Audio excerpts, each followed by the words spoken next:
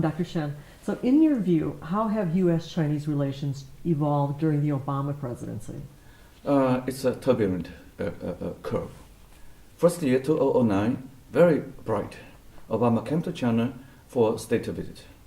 And he said he cannot judge China was manipulating currency. He agreed to launch SAED, Strategic and Economic Dialogue. But then entering November, then till this time is turbulent. November, China-US broke at Copenhagen for climate change. And then next year, in January, US ordered to sell weapons to Taiwan. In February, meeting with Dalai Lama, go leaving mainland China for Hong Kong. And then US rebalancing military to deploy 50% of the US worldwide naval asset in China's neighborhood.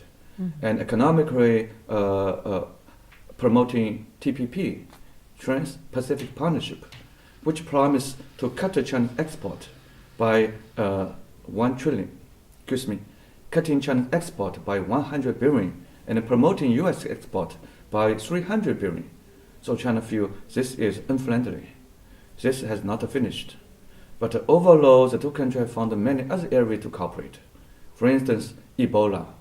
Both China and the US send armed force. We send a military medical doctor and give 500 million Chinese medicine to African people. And we are cooperating on Iran to make Iran to know that it would not be in its interest to develop nuclear weapon. And we are restraining North Korea's nuclear behavior. Not successful, but China and US are doing more. And China and US still have lots of problems in maritime security. South China Sea, if China would be aggressive, if China would not abide by UN Convention on the Law of the Sea, and on cyberspace, if China has a massive state-sponsored cyber attack on the US company. So this would promise that China-US relationship would not be great in the next few years, but we are determined to improve. Now, you know both the United States and China very well. Mm-hmm. So do you think Americans comprehend the dramatic economic growth in China and its impact on the United States? Yes. First, positive side. More Chinese tourists coming to U.S., they would be educated by U.S. and returning to China to demand why we are not as open as U.S. That's good. Free education. Second, they would spend in the U.S. and drive the U.S. economy, promoting U.S. job employment. So this is great. Second, China from this year, 2014, would become a net capital exporter. So China is investing a lot outside of China. Could China possibly invest more in the U.S. on less controversial, less sensitive area? Simply infrastructure build-up, like selling Chinese railroad compartment car to U.S. Amtrak. So U.S.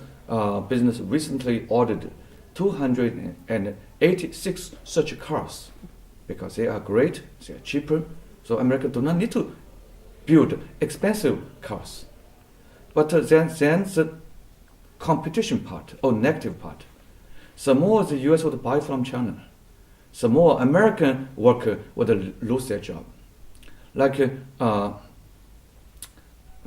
what's the name of the car city? Detroit. Mm-hmm. Like Detroit. The U.S. Capital of car manufacturing. Now, these big auto giants are relocating their manufacturing to other countries, especially in China. GM is making 50% of revenue from China. That means it is making cars in China, making Chinese to be able to buy American car with less cost. But those American workers making the cars lose job.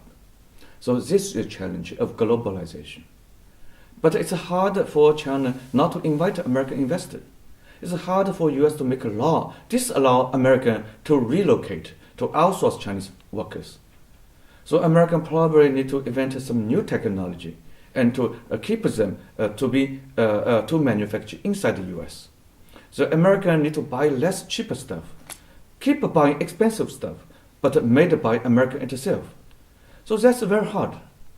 So China-US ever-intensifying heightened engagement bring lots and lots of positive interaction. And I would also say the rising amount of contention and competition. All right, thank you, Dr. Shen. Thank you very much. Thank you. And,